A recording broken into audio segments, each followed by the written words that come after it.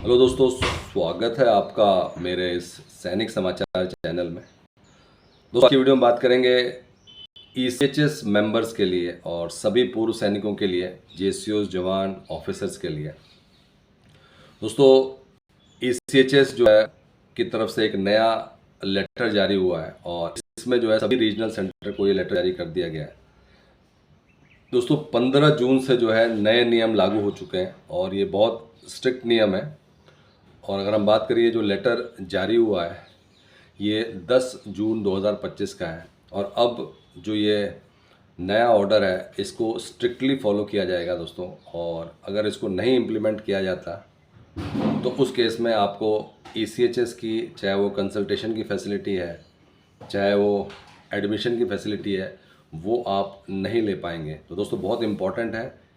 बात करेंगे दोस्तों इस लेटर में डिटेल में क्या क्या पॉइंट्स मेंशन किए गए हैं और किस तरीके से जो है किन किन लोगों के लिए जो है ये एप्लीकेबल है।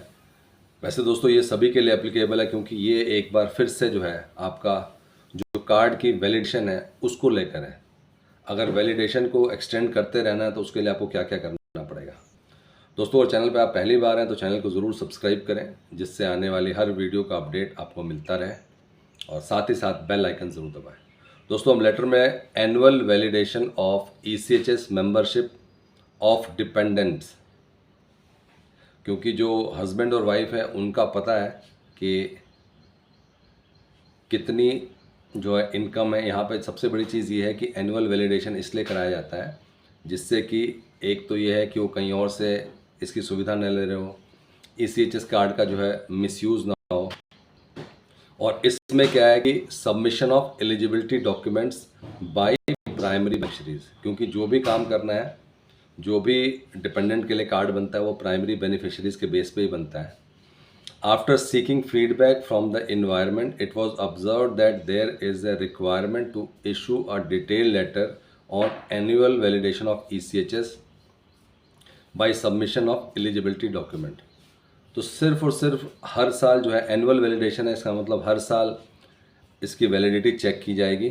Any ECHS dependent who fail to complete annual validation within stipulated period, कोई भी डिपेंडेंट अगर within the stipulated period, जो उस साल के अंदर अंदर अगर वो वैलिडेशन नहीं कराते, will not be permitted to avail medical facilities, उनको मेडिकल फैसिलिटी नहीं मिलेगी। दोस्तों, ये क्लियर कट और डिटेल में लिख दिया गया है। Till annual validation has been complete, ECHS card of beneficiaries will be disabled. तो दोस्तों, बहुत बड़ी खबर है। यहाँ पर अब सीधे सीधे आपका कार्ड डिसेबल हो जाएगा अगर आपने जो है अपना एनुअल वैलिडेशन नहीं कराया। और इसमें साफ साफ लिखा है कि जो भी एक्शन लेना हो प्राइमरी बेनिफिशियरी लिखना है। When a system generated warning message will be suitably displayed on submit eligibility documents of dependents, कि अगर आपने नहीं किया तो फिर वार्निंग मैसेज आना शुरू हो जाएगा। और जिन लोगों ने 64 KB कार्ड होल्डर्स हैं, on completion of 11 months after the date of the collection of the cards for the first time और last date of the annual validation within the, उनको जो है विजिट करना है पीसी में और authenticate करना है। When primary beneficiary logins at ECHS, details of cards due for annual validation will be displayed for the necessary। तो जब आप लॉगिन करते हैं तो आपको दिख जाएगा कि किन किन डिपेंडेंट्स के कार्ड जो है वो अभी तक जो है इनका वैलिडेशन नहीं हुआ है।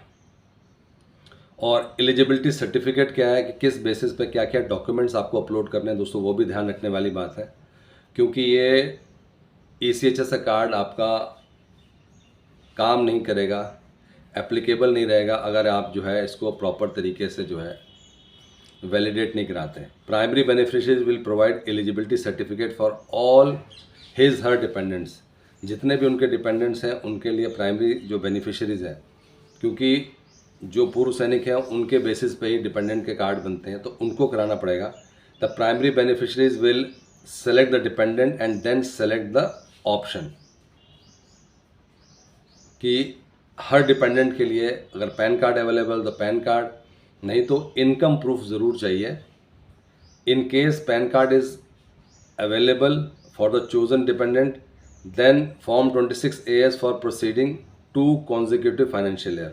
तो जो 26AS होता है जिसमें आपका पूरा डेटा आ जाता है, पूरे साल में कितना आपका खर्चा, जो भी आपके इनकम है उसके थ्रू। नहीं तो दोस्तों आपको इनकम सर्टिफिकेट देना पड़ेगा, और उस इनकम सर्टिफिकेट के बेस पे ही जो है डिपार्टमेंट ऑफ रेवेन्यू की तरफ से आपको एक इनकम सर्टिफिकेट जनरेट करना पड़ेगा।